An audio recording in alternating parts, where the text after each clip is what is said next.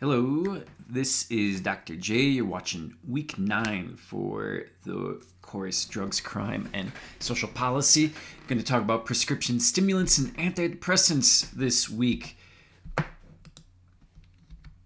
I have just sort of a broad selection here, a potpourri of some of the more predominant drugs. A lot of them are prescription.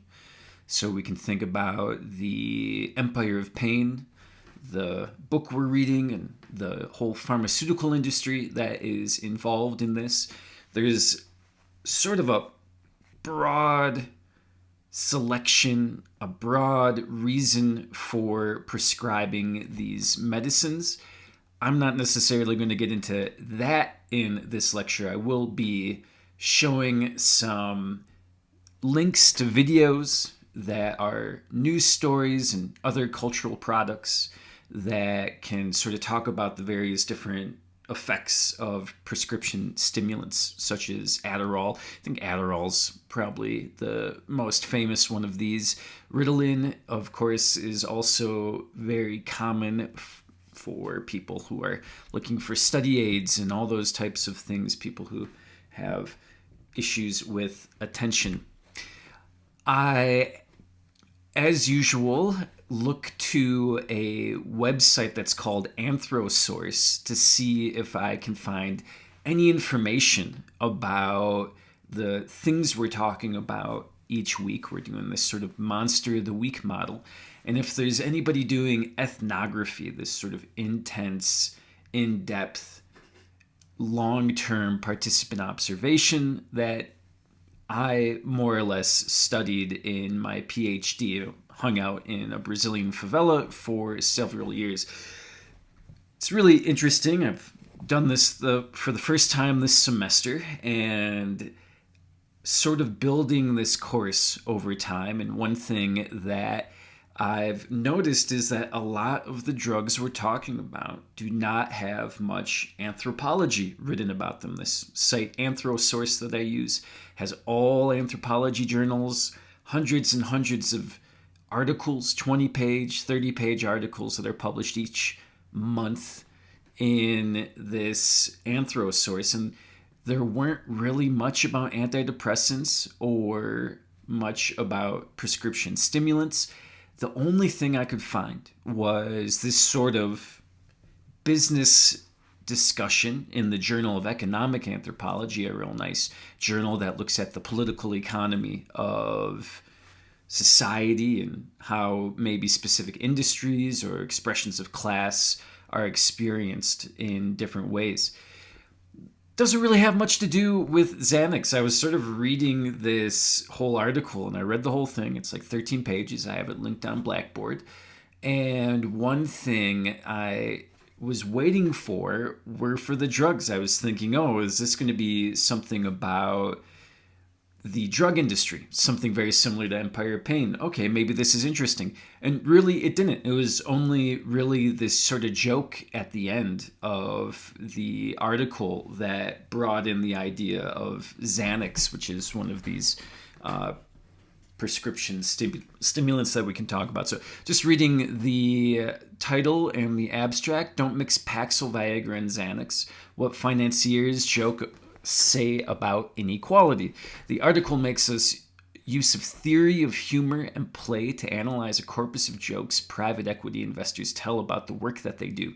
Private equity investors, at the time of a field project I conducted from spring of 2012 through summer of 2014, managed about $3.5 trillion in mostly other people's money to buy and sell whole companies as investments.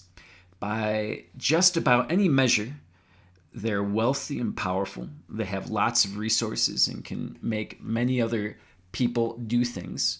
I suggest that analyzing private equity investors, jokes and laughter allows us a way to understand what they think about the wealthy and power, and the power they cultivate and the inequality that they enable. I further suggest that private equity investors in many ways are ambivalent about the justification for their social status. In turn, my analysis and observations offer critique of two rigid theories about the nature of jokes and humor. Okay. Just a question about this. It's sort of a dense conversation about going to these business conferences and telling jokes and the types of jokes that people tell. Something we can think about relating it to the book, Empire of Pain, asking you to cite sources and all those types of things. Empire of Pain is a conversation and a story about corporate culture. It's a story about industrial corruption. As you read the book, you'll just really see this idea that they're modern day drug dealers. They're no different than the drug cartels in Colombia. The only difference is they've somehow found legitimacy within our American capitalistic system. And then in this particular article in Economic Anthropology, humor and tragedy sort of intermingling.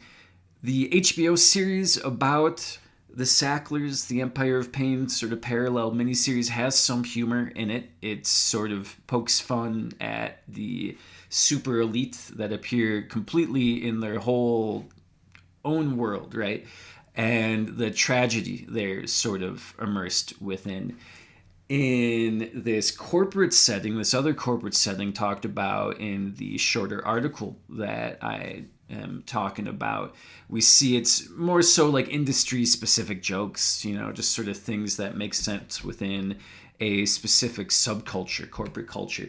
So I have some pictures here. I just went to a conference with a bunch of anthropologists, and it was the annual anthropology conference in New Orleans. Met a bunch of people, re-encountered with a bunch of people. I was hanging out with a Brazilian friend named Abrão. We drove out from Colorado. I had my advisor, who is at the University of Colorado down at Goldstein. I saw her for the first time in many years. Met a bunch of different people. We presented on a panel, and then I got to know New Orleans. So it was pretty cool. These conferences, these business conferences, are places you go and you meet friends and you maintain relationships over generations. And I do it in a very academic setting, but these corporate conferences, these wealth management funds that they're talking about, have a very similar type of in-crowd opposed to the broader population. Anthropologists have a very specific type of culture amongst them. So laughter is a social signal. This is very anthropological. At private equity conferences, laughter occurred frequently, both informally and in unison across entire rooms. So everyone getting the joke at the same time, highlighting a shared sort of collective understanding of a context. Conference culture mirrors academia, but it's a little bit different. Private equity conferences are similar to academic ones in structure. There's session panels, so people sort of get together and you have like 2 hours to talk about Brazilian favelas, or 2 hours to talk about the influence of Xanax on students. And then you have keynotes. You have very famous people. The one at the conference I was at was the person who just won the National Book Award, Jason DeLeon. He wrote a book, Soldiers of Kings. Read that book in my Deviance course that I do. And it's sort of this example of what everybody wants to see more of in the field. So this is like the keynote, the principal business person at these business conferences, a sort of an academic celebrity, you could say. Active management of portfolio companies. Investors don't just buy and sell companies. They intervene at the board and executive level, often coaching chief financial officers and using extensive research consultants and lawyers to maximize profits. So private equity is not just sort of like holding on to money. There's a culture involved, there's strategies, and there's a broader network of people all geared towards this goal of maximizing profit. Extreme wealth and influence. So this is trying to capitalize on economic capital, right? Trying to build stock portfolios. You have a concentration of wealth, and we live in a capitalist society. So you have social and political influence with that wealth. And we can look at the Sacklers in terms of how that plays out as well. So private equity investors earn nearly $1 million on average, a lot of money. A lot more than a college professor, manage trillions of dollars of other people's money, generational wealths, huge trust funds.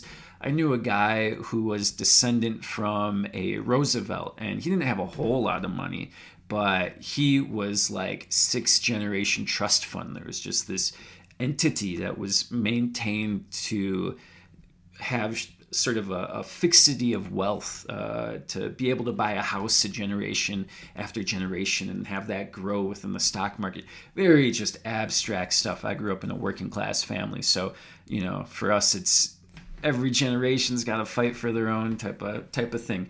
My parents helped me a lot, of course, too. And then hierarchical yet collaborative work. Firms operate with a clear hierarchy. There are analysts, VPs, vice presidents, partners, but involve coordinated research, decision-making, and presentations, blending individual skill with team-driven execution. So humor sort of provides this glue.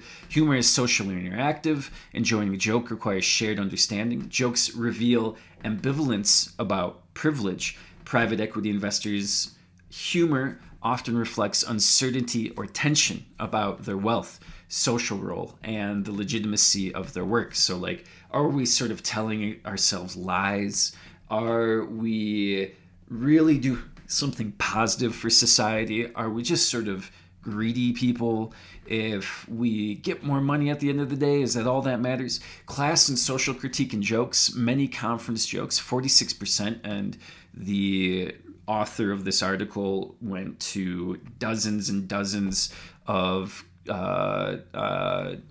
panels and saw, I think in the 90s, and the number of jokes, 96 jokes, I think that he compares.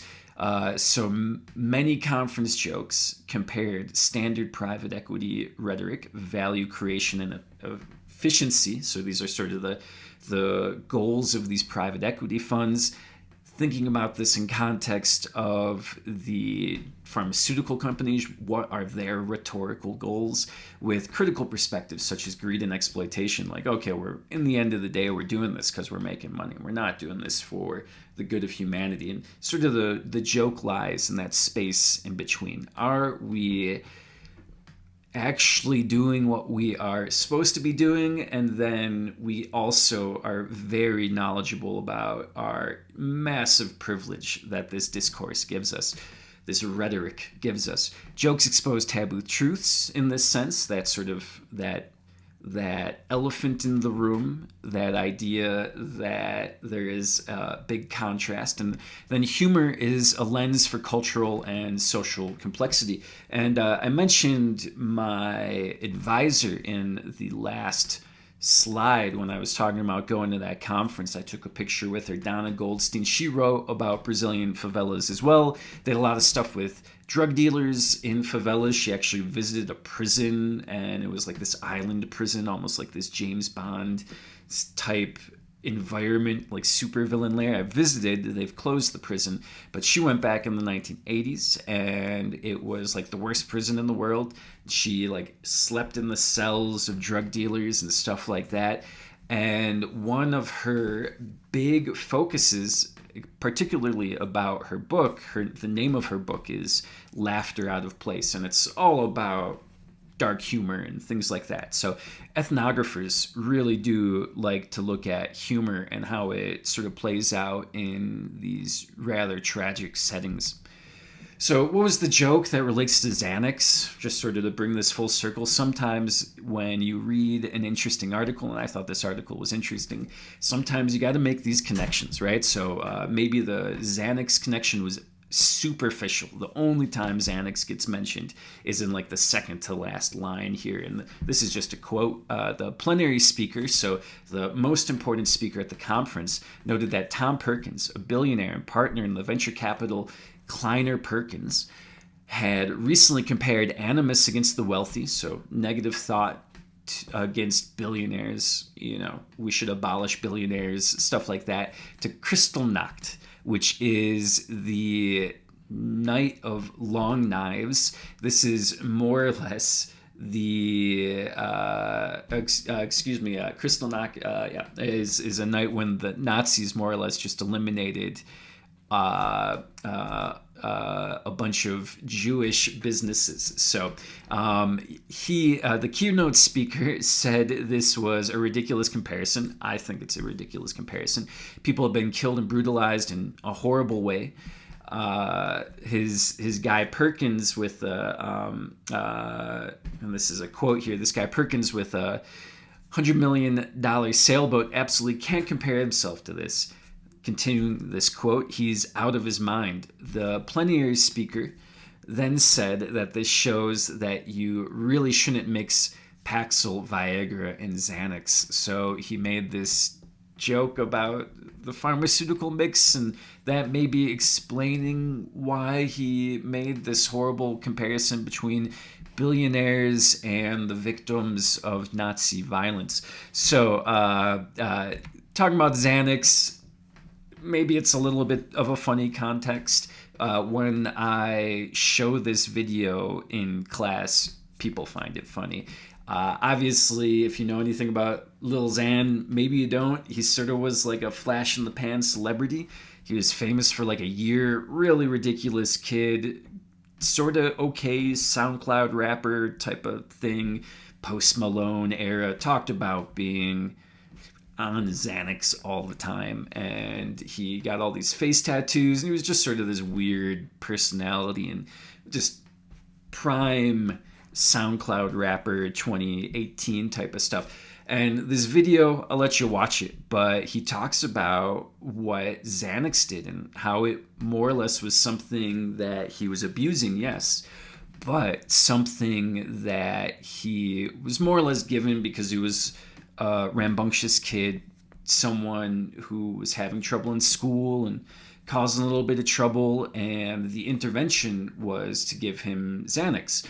And this evolved into recreational use, and then of course addiction and abuse, and supposedly he's sober now and things like that. So I'll let you watch it and sort of reflect on that narrative arc about Xanax and the history of these prescription medications and what they have on society and individuals. Adderall, similarly, I don't think this is all that funny at all, but I think there is sort of a contradiction, maybe thinking about the contradiction of humor and tragedy. We have a contradiction of who you might assume are being the abusers of Adderall, and this is just one example of sort of the broad reach of the prescription of Adderall and how it's affecting people. There's sort of a contradiction in this video to keep an eye out for. And here is just a few links about Xanax, just to get you a little bit more of a scientific background of how it works and the types of effects that it has on a person's body. The Lil Xan video is much more sort of a story of a person and how they've been affected by a drug. And then these Xanax videos are a little bit better of an overview if you are wanting to focus more on the scientific aspect of Xanax. Just some ideas of prescription stimulants and how they have an impact on society. So prescription stimulant use and misuse among youth ages 12 to 17 in 2019, so this is a few years old now, 7.5% of youth reported the use of prescription stimulants in the past year. 1.7% of youth reported the misuse of prescription stimulants in the past year. So we have in prescription stimulants, and then one is use and one is misuse. So what classifies illicit and legal use and what's illicit and illegal use. We sort of have a division there. And then 0.3% of youth had a prescription stimulant use disorder in the past year. So the jump from being someone who abuses it and misuses it to someone who has slipped into addiction. 23.4% of youth who used any prescription stimulant in the last year misused them. So this sort of quarter chance that if you're using it, you're misusing it. Amphetamine type stimulants as a class were the most commonly reported stimulant use among 8th, 10th, and 12th graders. So I don't know, these statistics, I guess I can see them as being pretty much how I view them in society. You know, they sort of get into people in legal ways, and then there's sort of a minor impact, significant but smaller percentage of the population. So it's not necessarily the whole dominant population. It's sort of existing in corners of this age group. And then when we look at young adults, so that first group is sort of teenagers, young adults here, older teenagers and people in their 20s. In 2019, 12.8% of young adults reported the use, 5.8% reported the misuse, and then 0.6% had a disorder. So as they got older, there were more people that were misusing them. And even comparing that 23%, if you're using it, you're misusing it, almost half, so that number doubles over a year. And then we see the use of it in college students. And I remember I had a conversation a while ago with my doctor about finishing my dissertation, and I was aware of the prescriptions, and I asked my doctor, I was like, hey, you know, should I take Adderall if I'm trying to get my dissertation done and trying to do things? And it was really interesting, and I remember this. He looked at the wall. He had 3 prescriptions on the wall, written on the wall. They were the only 3 prescriptions. It was Adderall, it was Viagra, and it was finasteride, the thing that grows hair, and those were like the 3 prescriptions he had. And he's like, no, I don't think you need it. I think you're just stressed out. You probably need to go for a bike ride. You know, it doesn't seem, you know, like it's putting you on this medication to finish your dissertation doesn't seem like a healthy activity. And, you know, it was an honest question, and it was a conversation that stuck with me. And I think I know I have individuals in my family who have had access to all these, and I just think about where I might sit in this, and being someone who's been in college and is, you know, invested in college, and I'm a university professor. I think about the importance of that. So antidepressants, another class of drugs that's different than the stimulants. Some of the most frequently encountered drugs in forensic and clinical toxicology include first-generation antidepressants and selective serotonin reuptake inhibitors, and then 3rd-generation antidepressants. So there is going to be a video with these SSRIs. This is a little bit more technical stuff. You can see if antidepressants have been metabolized between 2 and 12 hours. So it's not necessarily something that has a long-term effect, but you can develop a tolerance or develop and have a specific set of doses over time as well, developing stuff. So how do these work? This is going to be SSRIs, talking about sort of developing a antidepressant regime and how it sort of has its own life cycle. This is going to give you a little bit closer of a look. It's a TEDx talk, so it's pretty interesting, and I think it's a interesting way. You can sort of just listen to it, and it's pretty well put together. So thinking about diseases now, okay, we're get into this book, right? And we're getting into, is pain a disease? If we're talking about schizophrenia, if we're talking about ADHD, is it a disease, or is it a disorder, or how do we classify what is bad, right? So is depression a disorder, a mood disorder characterized by sadness, depressed mood, inactivity, loss of interest or pleasure, and reduced ability to enjoy life, affecting 350 million people worldwide. Schizophrenia, of course, is a commonly known escalation of that: abnormal perception, delusions, hallucinations, illusions, and sometimes bizarre behavior. Also used, so these antidepressants are also used in the treatment of other disorders or conditions: obsessive compulsive disorders, chronic pain, eating disorder, panic disorder, as well as peptic ulcer disease and childhood neurosis. What are the adverse effects? You have drowsiness, weight gain, psychosis. You can have sexual dysfunction, nausea, gastrointestinal, dry mouth issues, hypotension, priapism, and then memory dysfunction, blurred vision, cognitive disabilities. So really problematic, and different antidepressants have different negative side effects. Here, if we had to compare different depression medications, we can sort of look at some of those negative side effects and compare them and just sort of see how they might overlap with one another's. It's sort of color-coded, all these different negative effects of different depression medications: Prozac, Paxil, Zoloft, Wellbutrin. I've taken Wellbutrin for quitting smoking.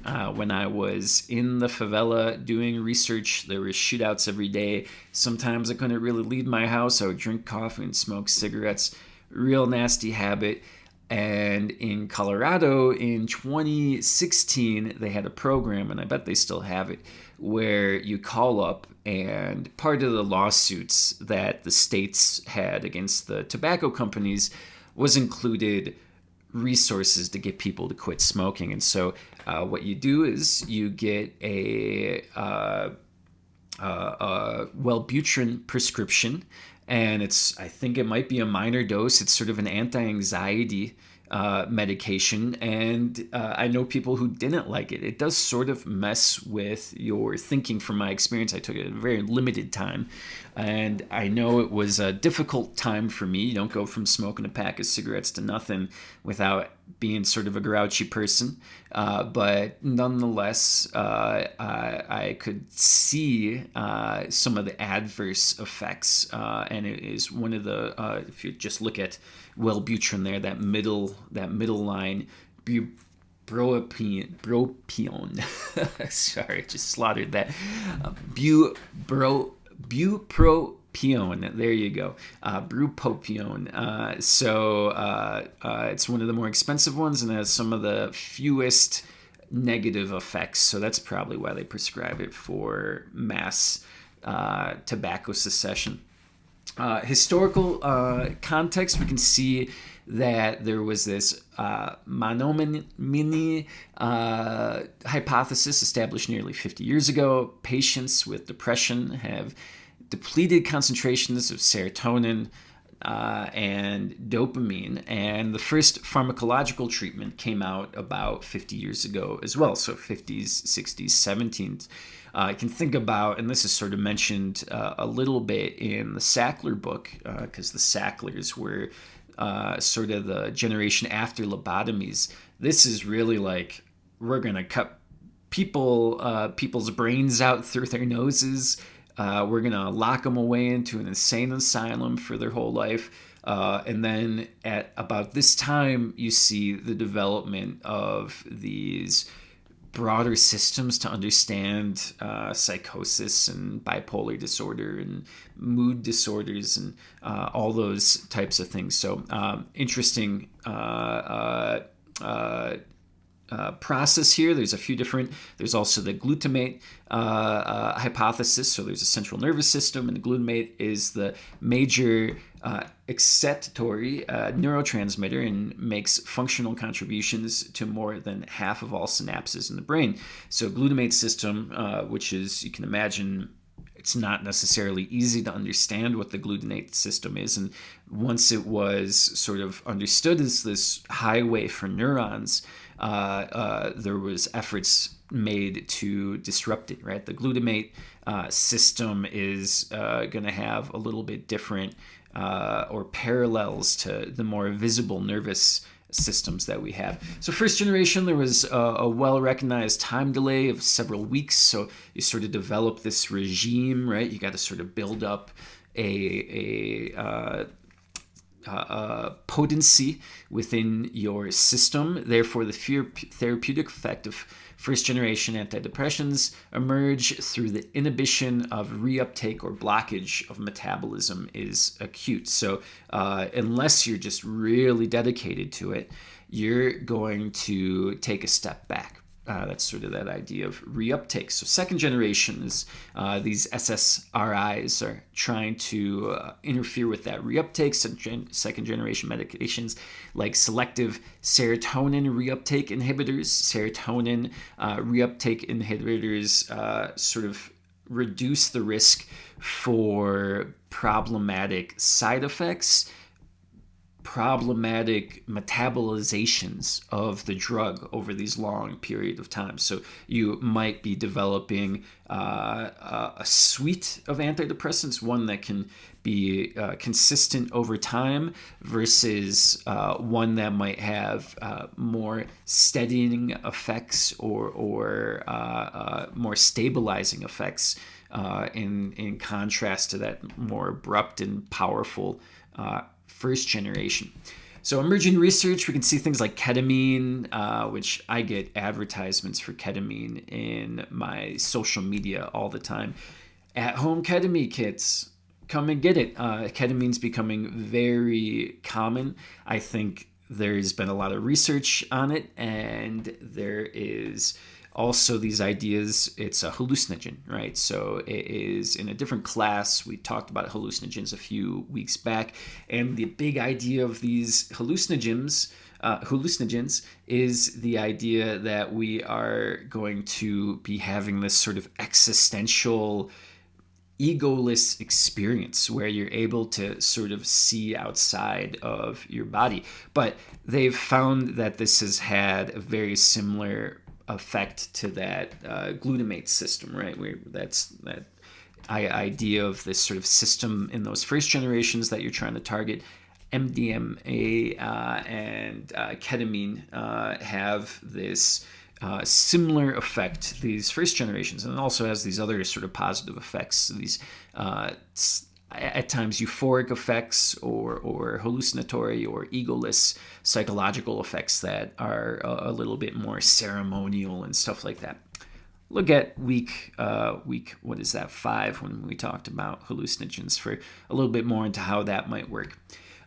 So we have these second generations may be consumed for recreational purposes, to manage withdrawal symptoms, to alleviate the negative effects of stimulants or alcohol consumption, or for the euphoric or anxiolytic effect. What is already known about this subject?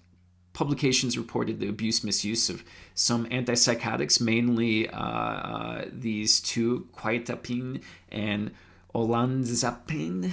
The abuse misuse of second generation antipsychotics has been investigated both in local European countries as well as local sort of region-wide studies, but nothing worldwide quite yet. So we don't necessarily know the broader misuse of these medications. And then we can see that there's the potential for a monitoring system here. If we're going to treat it like any other abused drugs, maybe we want to monitor this. Been watching the show where they go to the airport and they do customs at the airport, and like half the stuff they find is drugs. You know, they need to put this type of thing on a controlled substance list and try to develop some international standards in order to understand the recreational use of these second generation antipsychotics.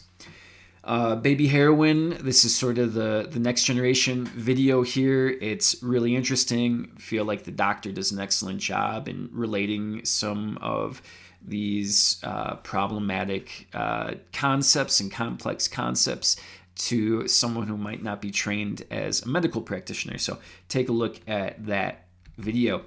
And then neuroleptics. Neuroleptics are antipsychotic drugs that are used to treat schizophrenia and bipolar disorder. They are subdivided into typical and atypical. Typical neuroleptics are believed to have dopamine antagonism, so they interact with dopamine. Atypical antipsychotic drugs have a different mechanism of action that possibly involves dopamine receptors. So the places where they're received opposed to the place where they might be inhibited.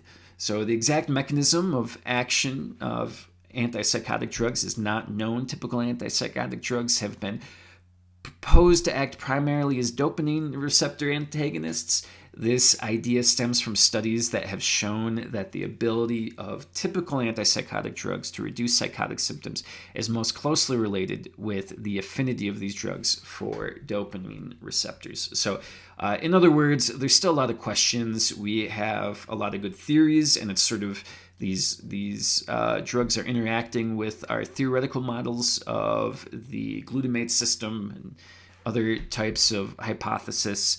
So we have to do some more analysis on that. And then we can see the diagnosis of schizophrenia in the DSM. This is always a good reference. DSM is the standard referral guide for all psychological conditions. It talks about schizophrenia as delusions, hallucinogens, disorganized speech, grossly disorganized or catatonic behavior, and then other negative symptoms. And what are we going to see, particularly with these antipsychotics that are meant to sort of target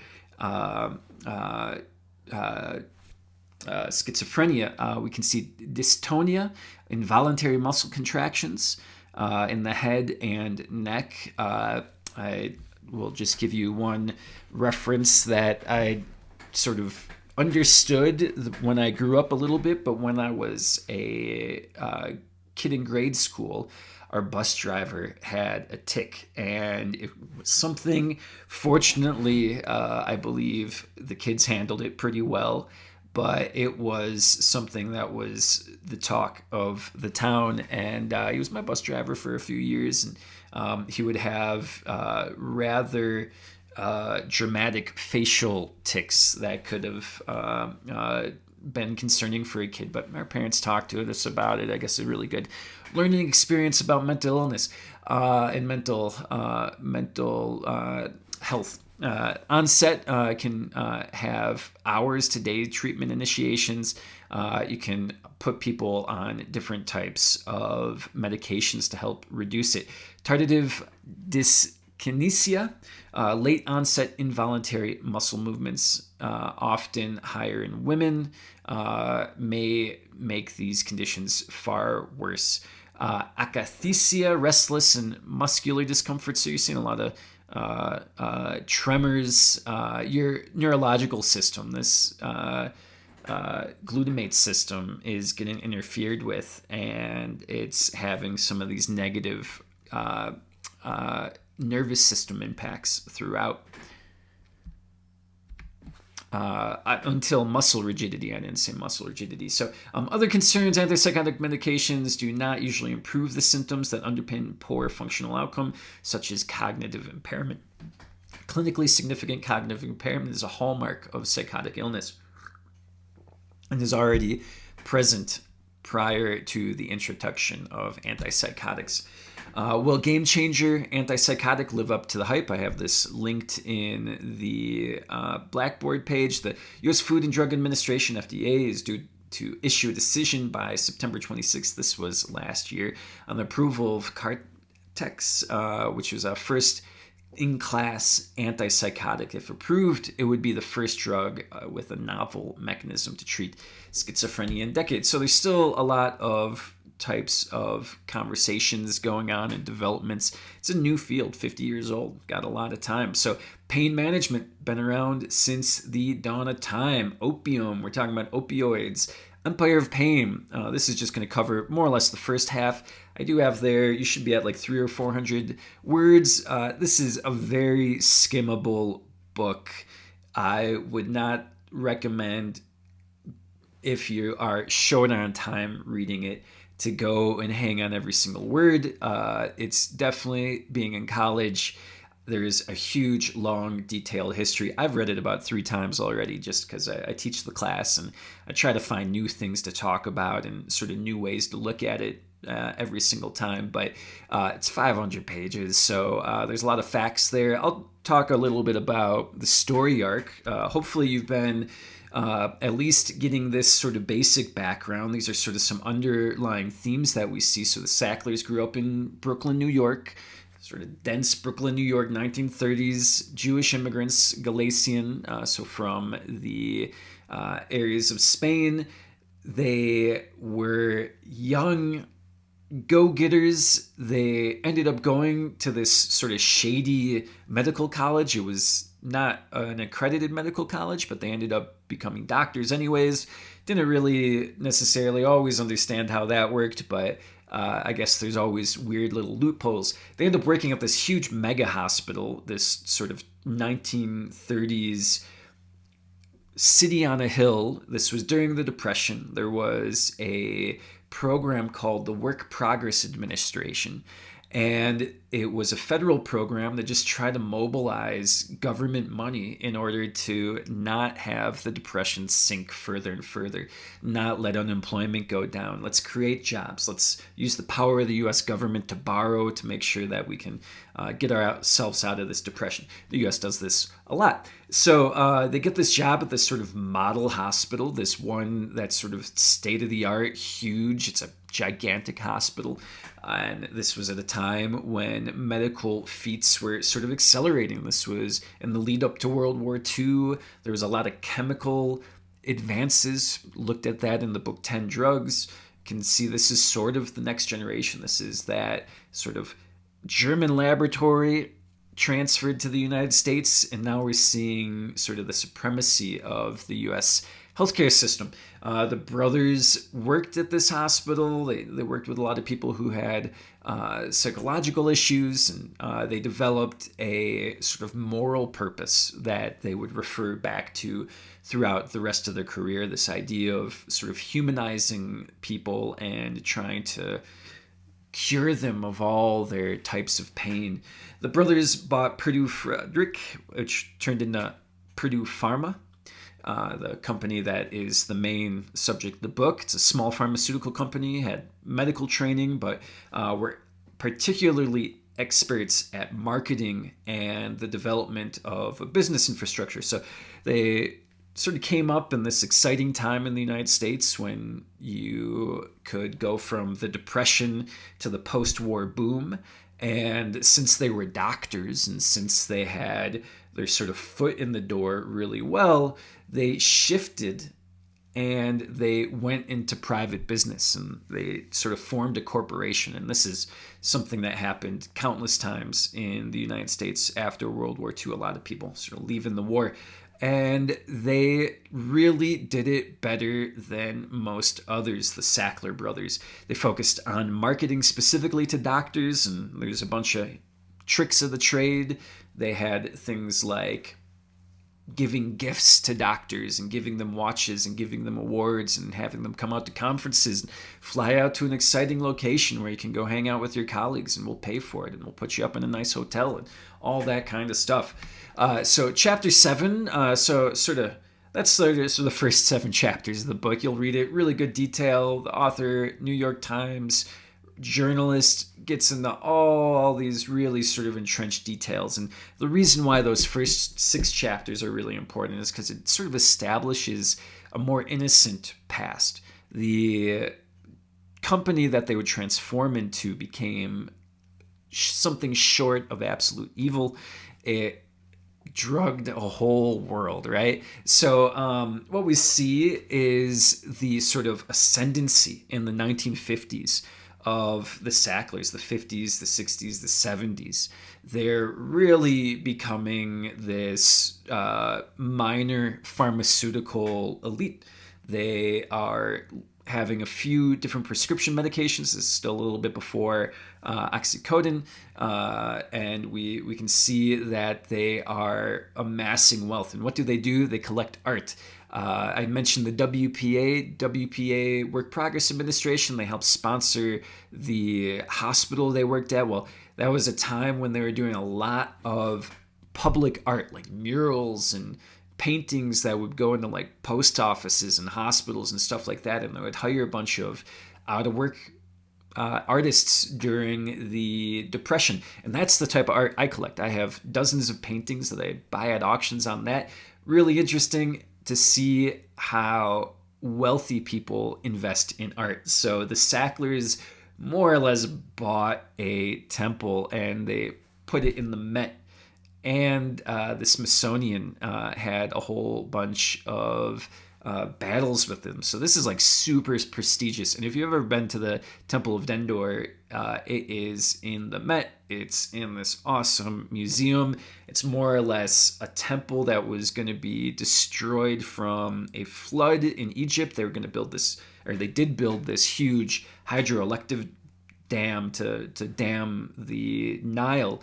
And because of that, they had to create a reservoir, and they flooded this valley with all these old temples. And the Sacklers imported it, and you can go into it. If you don't have time to go to New York anytime soon, there is a scene in the movie with Will Smith, I Am Legend. I think it's from like 2009, 2010. End of the world, post-apocalyptic, and Will Smith is walking around the exhibit, and there's sort of this reflection pool.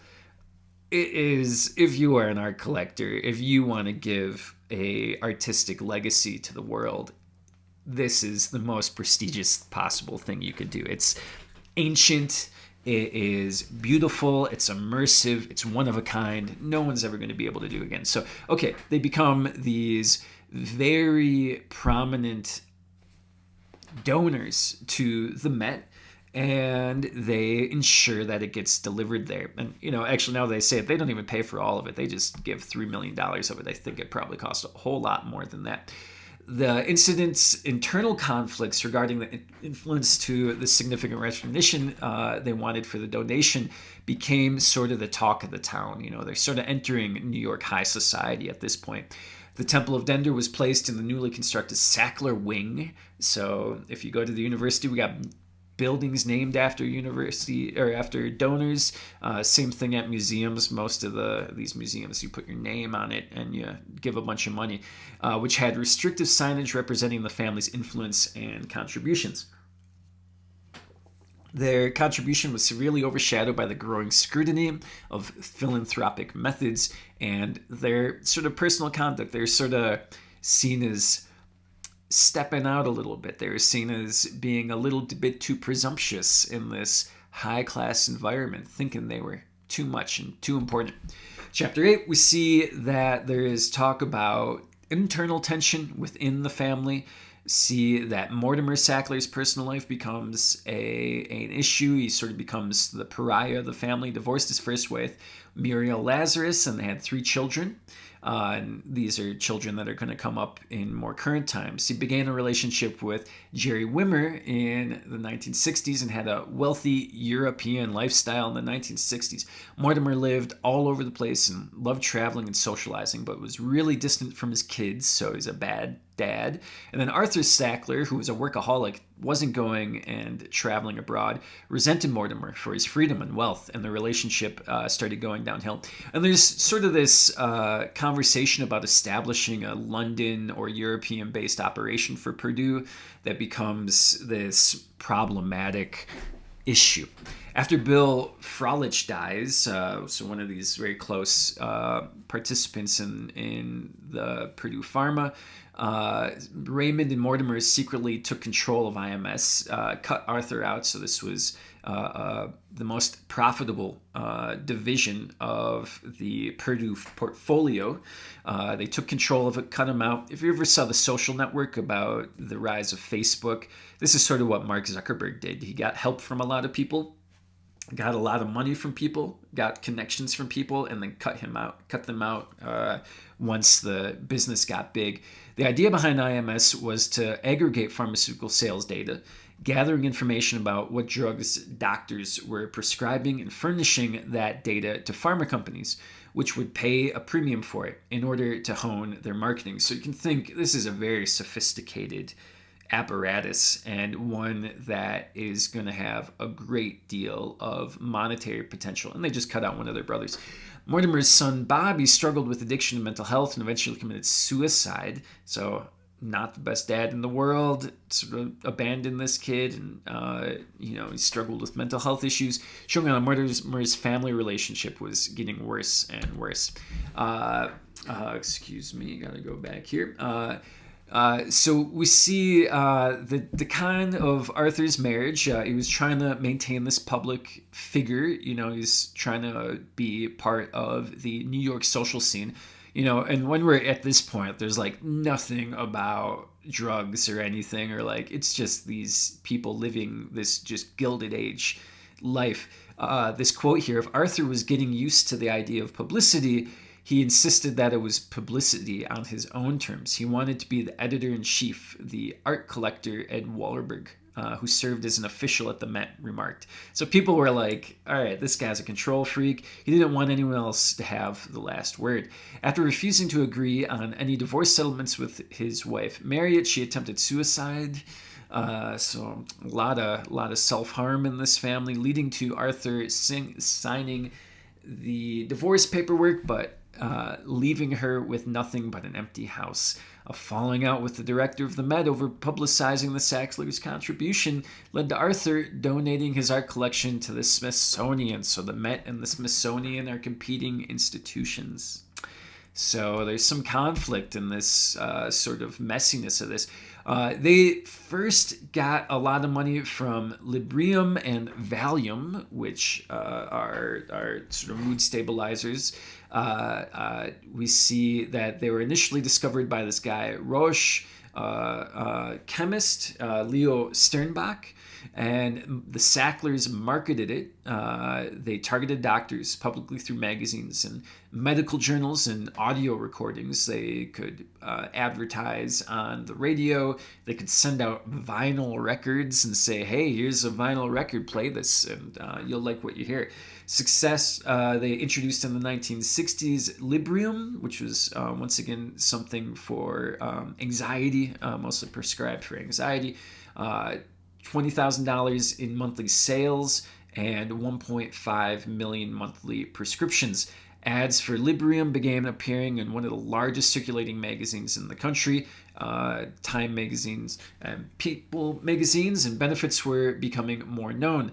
Sternbach later developed Valium, and Valium, I remember, and this is probably the worst prescription a doctor ever gave me. I went to my university clinic doctor, and I said, hey, I'm working third shift. I was working midnight to 8 in the morning, and I was taking 16 credits. And I said, hey, I'm having trouble sleeping. And she gave me Valium. And so it was not the, looking back at it, it was a very bad choice. I probably could have been prescribed sleep and maybe some less activity. But once again, this is sort of a mood stabilizer. Like, okay, you just need to relax. You got anxiety. Here's some anti-anxiety stuff here.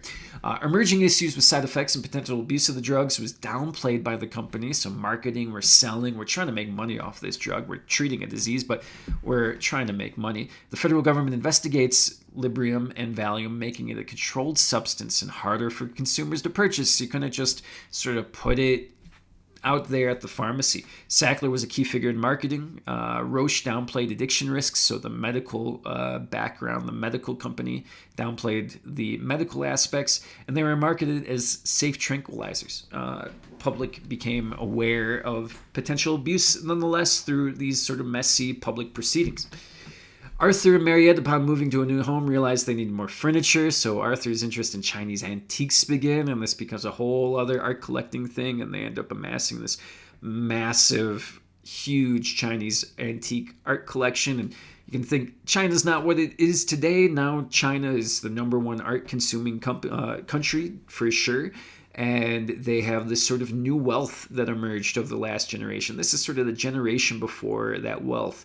So the Arthurs were collecting in the 1960s and 70s.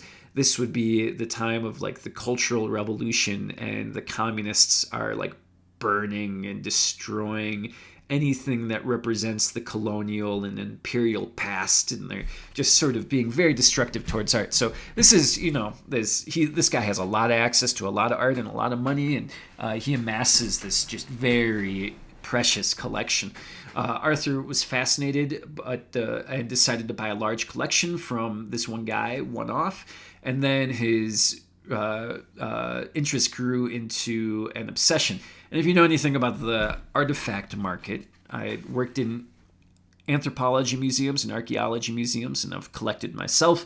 The idea that you are going to be able to get an old Chinese artifact from a country that is undergoing huge economic and social and political instability, and do it without having to sort of have weird, dirty hands, it's sort of hand in hand. You're sort of gonna be working with unsavory people. You're more or less working on the gray market or the black market for Chinese goods, and it's being legalized through probably politicking with other important politicians to make sure things go away. He approached collecting with a significant rigor, studying and assembling a large collection. He became obsessive.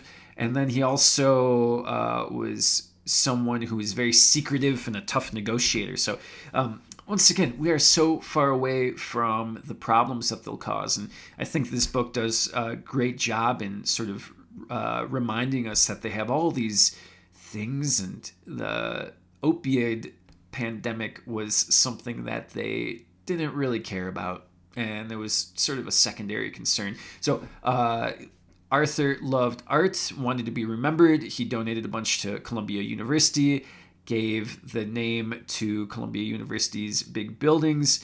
He wanted recognition, but also had this privacy that he always asked for. He was always trying to present the family. He was also sort of causing some trouble with the university, and he really wanted to push his weight around at Columbia University, also in New York. Dr. Henry Welsh, chief of antibiotics at the FDA, was a key figure in the pharmaceutical world at this time, so 70s, 80s. He organized the 4th annual Symposium on Antibiotics in Washington, D.C. That's a pretty big job. The conference focused on the latest developments of antibiotics, and Welsh and Felix Martí Ibáñez co-edited journals that sponsored the conference. The conference was a success. The Sackler family moved to the city soon after this as well, so we see some scandals brewing. And then the Sackler brothers moved towards Central Park. You can think all of the investment possibilities. And then their agencies started producing increasingly deceptive advertisements.